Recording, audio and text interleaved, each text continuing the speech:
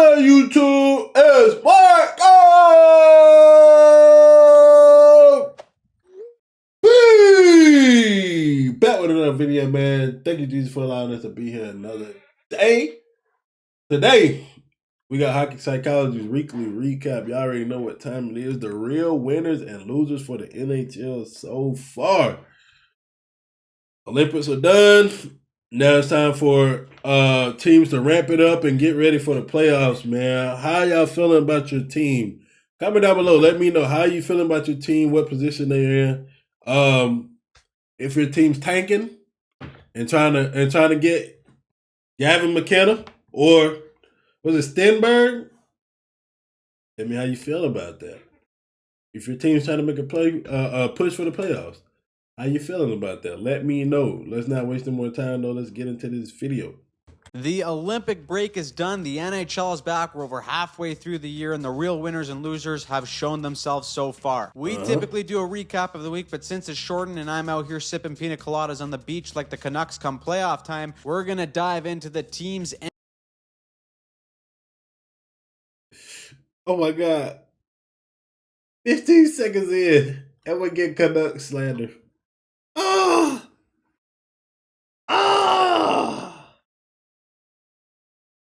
Shout out to my boys, man. Shout out to Ash the Beard, man. I know it's been a rough season. It'll get better. I don't know how much better, but it'll get better. I hope.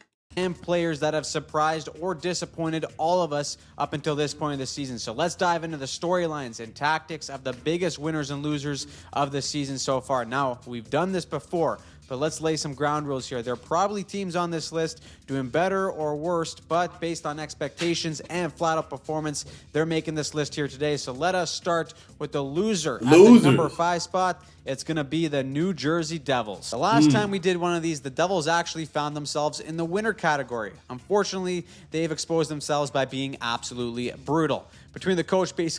I thought he was going to say ass. I was like, no, please don't do it to him. Calling his team a bunch of eunuchs. Saying I remember this. Bro said lack of balls. Bro, this is one reason that I swear I'm telling you guys I love hockey for this reason right here and this reason only. Bro, people are in hockey. Players, coaches, whatever, they aren't afraid to say what they feel. I don't like how in other sports we have to care about, I mean, bro, it's understandable. You can care about people's feelings. But it's also very productive to tell people the truth, bro. And then just keep it at 100. And in hockey, they tell you the truth. No balls and the combination of a whole bunch of injuries. The Devils season has gone down the toilet. Primarily, it started with the Jack Hughes injury and us learning that this season you should probably keep any sort of steak knives away from Hughes, as he got an unfortunate accident that saw him cut his finger and be out for 6 to 8 weeks. There's been injuries for every team, but the major concern for the Devils has been... And it's so crazy to think about Jack Hughes being out that long and then also turn around and being the person who scored the overtime goal to win a gold medal. Insane. In their 5-on-5 play at even strength. Per Natural Stat Trick, they are averaging roughly 1.94 goals per game at 5-on-5. That is the lowest in the NHL, and they have the worst 5-on-5 goal differential in the league, which is no bueno. On top of that, the depth hasn't been great either. They went from being one of the fastest teams in the league to ranking in the bottom third of the NHL for most speed categories. The Devils used to be one of the deadlier rush teams in the league as well, but overall team speed has taken a hit, so their biggest strength has gone away. Then you have the goaltending, which hasn't been great either. The year started with Markstrom getting a nice little extension over the next 2 years. Since then, he's statistically been one of the worst goalies in the league. Also kind of funny that he put on the single worst goalie performance. Whoa! About 75% of my viewers aren't subscribed. So if you aren't subscribed, hit that subscribe button for me. Turn those post notifications on. It really helps the channel out and helps the channel grow. Now, back to the video. performance in league history against the Islanders this season too. Sheldon Keefe let him hang in there for a whole 9 goals, so he probably loved that too. But even when they can score, keeping the puck out of the net has been a challenge. When a season is going this bad, no one's safe, not even the 22-year-old Luke Hughes. Aside from the Devils thinking they're going to get his brother, Luke signed a nice juicy 8 times $9 million extension at the beginning of the year as well. But high expectations mixed with some poor play like the rest of the team has led to the Boo Birds all over him after a tough game. Throw in another injury along with all kinds of trade rumors surrounding this team, the Devils have been an absolute mess this season. They've gone from a playoff team to hanging in the mushy middle, and now it seems like no one's job is safe. I thought that, which I heard him say that this is not a recap because it's short, but it's crazy that I thought this video was a recap, but now I'm kind of interested to think losers and winners. So let's say losers. He got Devils at 5. I think you got to go with. You're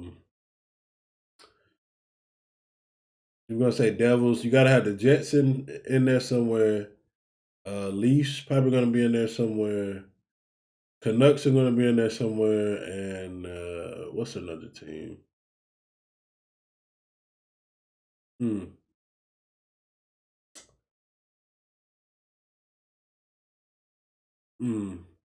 Only bright spot I don't know. is that Jackie Blues, scored the maybe? golden goal Blues? for Team USA, and anytime he thrives, it is good for Devils fans. Okay, now let's go to the winner in the number 5 spot so far this season. It's going to be the Detroit Red Wings. Yes, like the Red that. Wings are a weird one, I will admit. When you take a look at all their advanced stats, the Red Wings aren't exactly a team that looks like it would be one of the best teams in the East. In terms of zone time, Detroit ranks in the bottom 10 of the league in all 3 zones.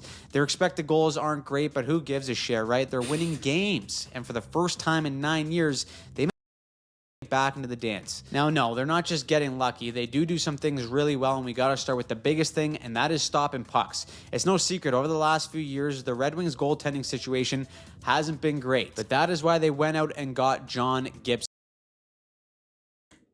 If you haven't seen that Senators versus Red Wings game that I reacted to, go check it out.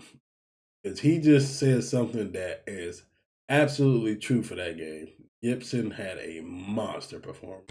He's just above league average, but he has been an absolute terminator since December 1st of this season. He's gone on a run of 17-2 with a 1.95 goals against average and a 929 save percentage up until the Olympic break. He's been one of the best goalies in the league during that time, and it has Detroit in the mix to make the playoffs. Another guy I want to focus on, too, is the Mo Sheen himself, Mo Seider. This kid has emerged into a bona fide number 1 defenseman, as he was always touted to be. At 6'2", his smooth skating and smart anticipation allows him to close gaps early and often in the neutral zone. In the D zone, he's a monster. You can see just how well he can use his range to close in on threats and snuff them out completely with his physicality. He's unbelievable at using the body to protect the house, and his play has been crucial to the Red Wings' success so far this season. The kid is sick, and he's going to be the backbone of an unreal D-core in Detroit for a very long time. All I got to do now is just hope that they hang on and make the playoffs. Now on to number 4 on the loser. I told you. Did I say it or not? Side of things, we're going to have the Toronto Maple Leafs. Yes, you could argue that the Leafs are losers every year, and most fan bases will, but this year is a special kind of hell for the Toronto Maple Leafs. Losing Mitch Marner was never going to make the Leafs better on paper, but they were hoping they could make it up in the aggregate. Guess that's what you get when you watch Moneyball too many times. Everything that could go wrong has gone wrong for the Toronto Maple Leafs. Injuries being a big one. No Chris Tanev means that the Leafs basically can't break the puck out of their own end at times, and their goaltending duo of Joseph Woll and Anthony Stolarz have only actually played in a handful of games together when they're dressed in the same lineup. But we could say that about every loser on this list about injuries. Everyone's hurt this year. What hasn't helped at all, though, is that Austin Matthews essentially went missing for the first 3 months of the season for the Leafs. His poor play had everyone wondering whether this guy was permanently hurt, feeling the effects of no Marner, or a rather stagnant offensive system. The answer is probably a little bit of everything. The Leafs' sheer talent has them as a top 10 team in terms of goals for, but they simply never have the puck. They are dead last in the league when it comes to O-zone possession, and so they spend a ton of time defending, which is something they're 39% Oh my gosh. In the league when it comes to ozone possession, and so they spend a ton of time defending, which is something they're not very good at. Just take a look at these numbers here and try not to laugh. Last in shots, slot shots, and rush chances. Damn. Man.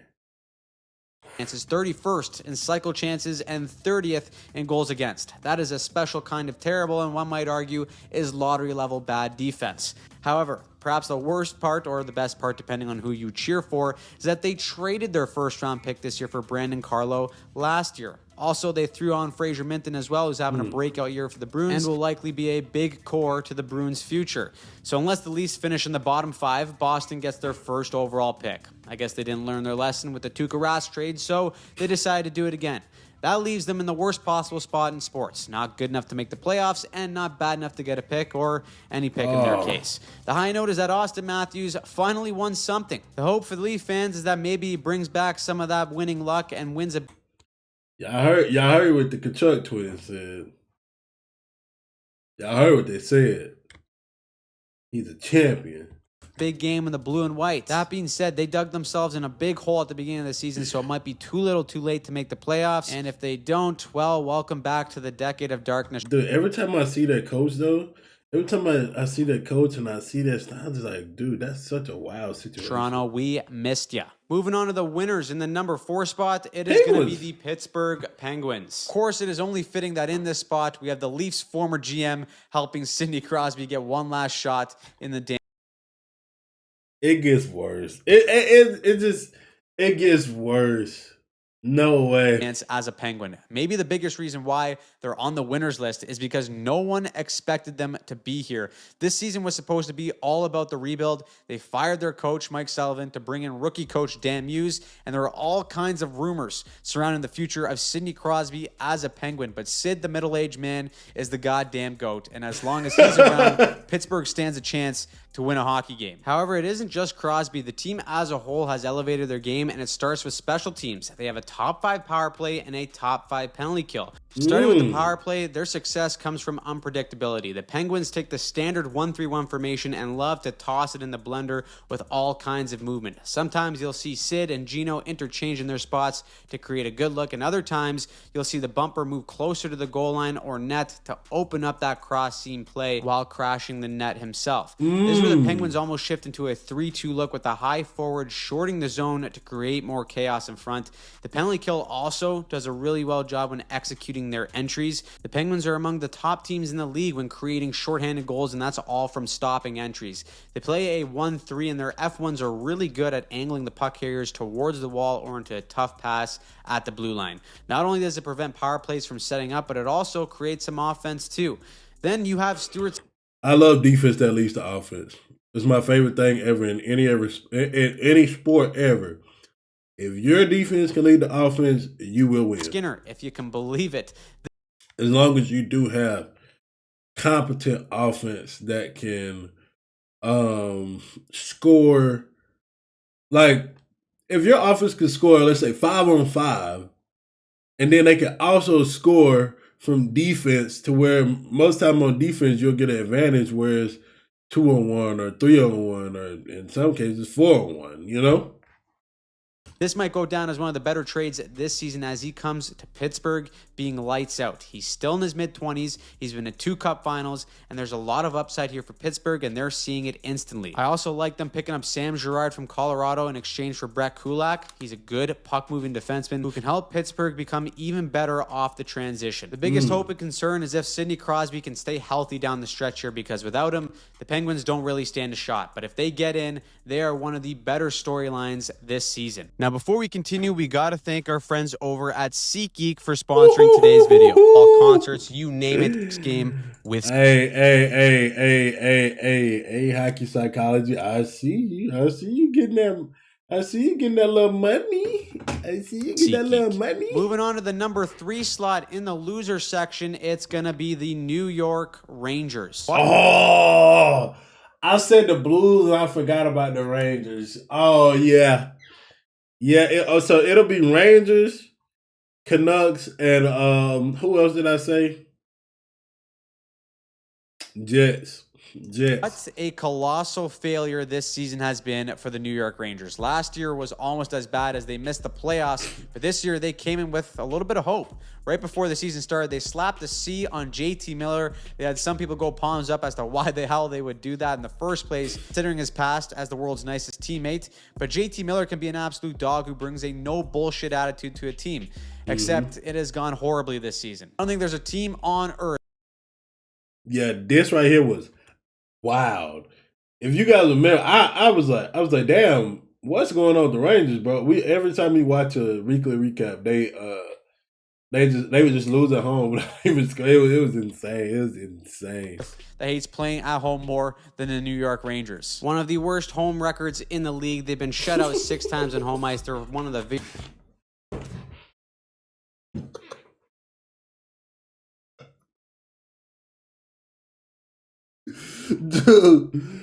Dude, why do people come up with this stuff on the internet, bro? Where do people come up with this stuff on the internet, bro? 2025, 2026, scored a goal at home until lifted it into the rafters, dog. They tripping.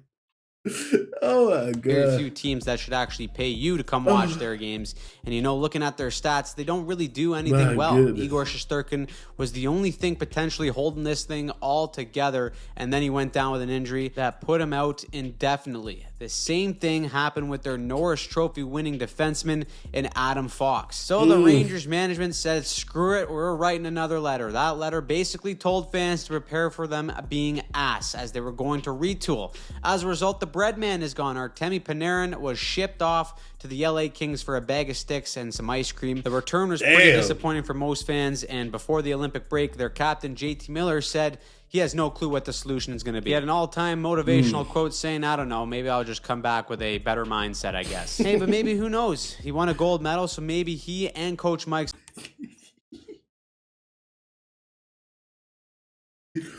This is him? Is this him? Hold on. No way. Oh, that's him for sure. Oh, that's a better him mindset, sure. I guess. Hey, but maybe, who knows? He won a gold medal.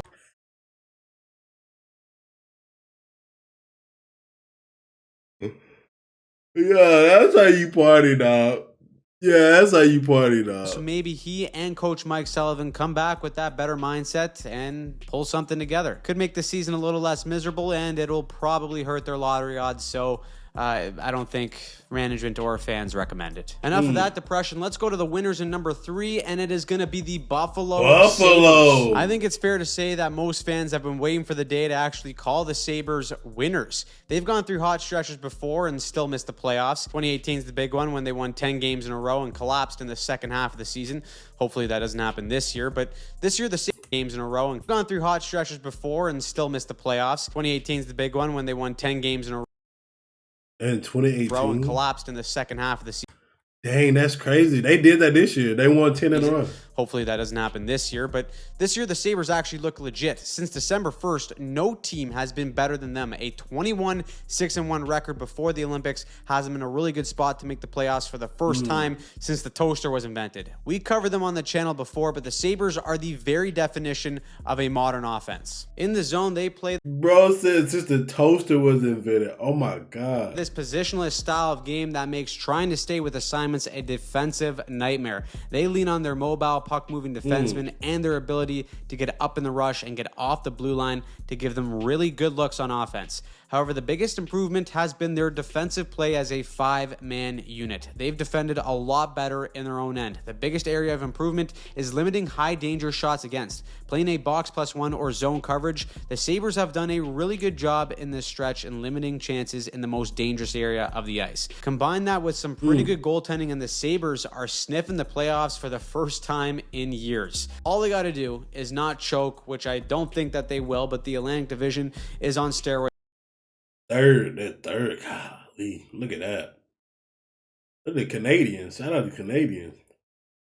This year, so anything can happen, but if they keep playing like this, The Sabres are going to be back in it. Moving on to number 2 in the loser section is going to be the Winnipeg Jets. After winning a President Trophy in the 24-25 season, the Jets have become a disaster. It seems like the perfect storm in Winnipeg.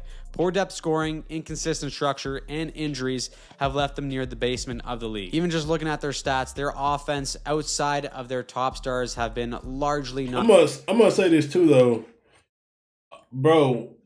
1 or 2 injuries can just completely change the team. That's a true fact. Non-existent, and with veteran signings like Jonathan Toews and Gustav Nyquist falling pretty short and not panning out, there's been no additional scoring to lift the Jets. Connor Hellebuyck being out for an extended period of time too basically put the nail in the coffin for this Jets season. Even if they did go on a run at this point, they're so far behind that it would just hurt their chances at a really good pick. Mark Scheifele and Kyle Connor are having amazing years, and now Connor Hellebuyck is a gold medalist. I bet Jets fans were like, where the hell was this Hellebuyck come playoff time, when they watched him literally become a wall for Team USA and put on a performance of a lifetime. Team after last year, but it has been a bitter fall so far. The good thing for them is that they got the pieces of their core in place to retool, rebuild the bottom 6, and then give her a go again next year. Now, coming in for the number 2 spot for the winners,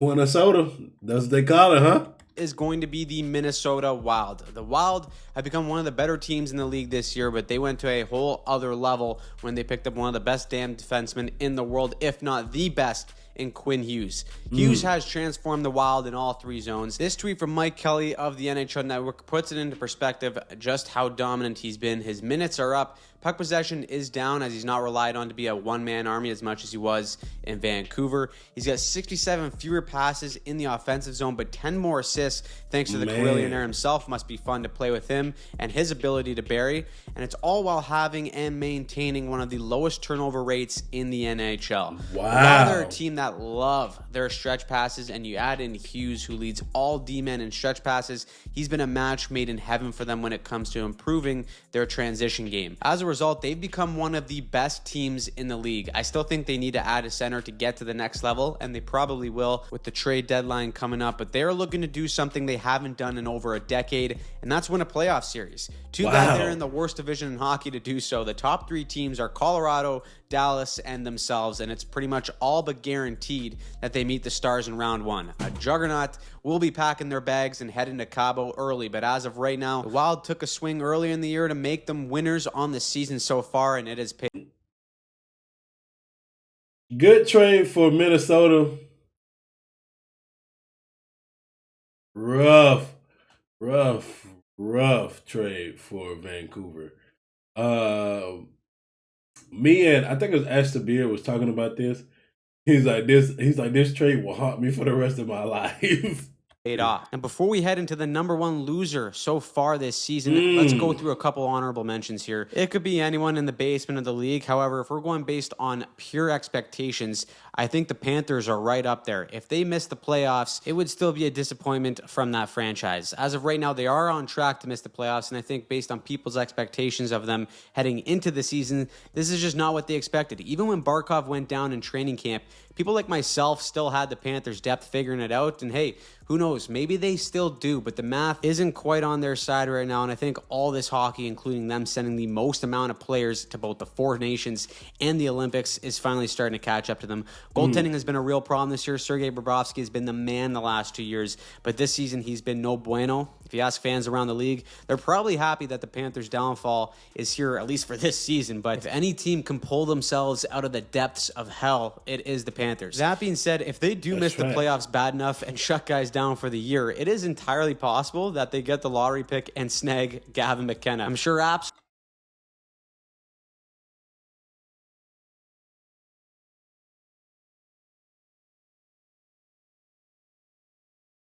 if that happens, he's in trouble. Absolutely everyone would be thrilled with that. Injuries have probably hurt this team the most. Tactically, they still play the same way they've always played, and they've had to make adjustments as key players have gone out. But to play a true Florida Panther brand of hockey for 82 games is very difficult. And if you're not healthy or committed, it just doesn't work. And this year, it shows. But if I was a betting man and I had to pick one team to make me look like an asshat, it would be the Florida Panthers. But the biggest loser, without a singular doubt on this season, is still the Vancouver Canucks. Not many franchises got handed a worse L than the Canucks the past couple years. They were one game away from beating the Edmonton Oilers to go to the conference final in 2024. They didn't do it, and then they legit had a soap opera of a team rift in 2025 that saw JT Miller and stud superstar at the time, Elias Pettersson, get out of hand to the point that they had to ship out Miller because of it.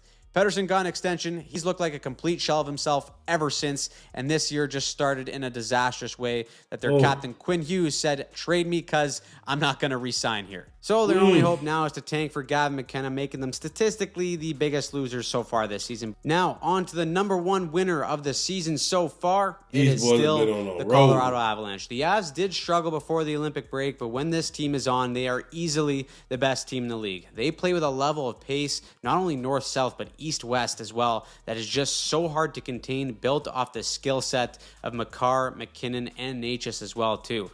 The only black mark and concern for this team come playoff time is their power play. For all their weapons and firepower, they have the worst ranked power play in the entire NHL. They're the best team by a mile when 5-on-5 in terms of goal differential, and that is good for playoff time. But in a playoff series, there comes a moment where your power play needs to step up and score a goal. It's entirely possible that their play in every other area of the game can still take them all the way, but it is a concern. It is also possible that the worst thing for the rest of the NHL is that Nathan MacKinnon missed an empty net in the gold medal game and then got handed a silver medal along with a Webkin as consolation. A motivated and pissed off Nate Dogg and Cale Makar could go down the stretch here, torching the rest of the league. It is also possible that Makar, McKinnon, Necas, and Taves are all burnt out from the Olympics too and could have slower second halves, which doesn't fare well for the Colorado Avalanche. But for the time being, they've put themselves in the spot to be the biggest winner of the season so far. The last thing I'll mention is the Tampa Bay Lightning, who could have easily been in this spot. They've been playing good. Other than the Avs, Tampa looks like the only team that can keep up with them, at least in the regular season. We know damn well, though, that the regular season usually doesn't mean anything. So while it might be a potential Stanley Cup final, I bet that there's some team that no one has as a favorite to come out of the blue and raise Lord Stanley. So, who do you have as the biggest winners and losers of the NHL season so far? Let me know in the comments down below. Next Sunday, the weekly recaps will be back as the schedule returns to normal, so make sure you subscribe to the channel. Word. That was good. That was good. That was good. PowerPoint slides are gone, but never forgotten. 26 to 26. Oh, the Atlantic division is absolutely wild right now. Man, what a video though. That was a great video, man. Winners and losers. And the crazy thing is, by the end of the season, that whole thing could change. But I don't know. The wagons look like the wagons, and I don't want to say the dragons, but what did you say? The laggards, the teams that's slacking behind, it's looking like it's gonna be hard to turn it around, man. I'm interested to see the in between teams. Who stays mid and who just goes on a run that just, you know what I'm saying, propels them into the playoffs and can possibly have them winning a series or two that you won't think they would win. I'm very interested to see that, man. But I hope you guys have enjoyed this video. If you did, hit that like button, hit that subscribe button, turn those post notifications on. If you want to see more videos just like this, check out the video right here in the middle of the screen. Stay peaceful, stay positive, stay disciplined, and always be kind.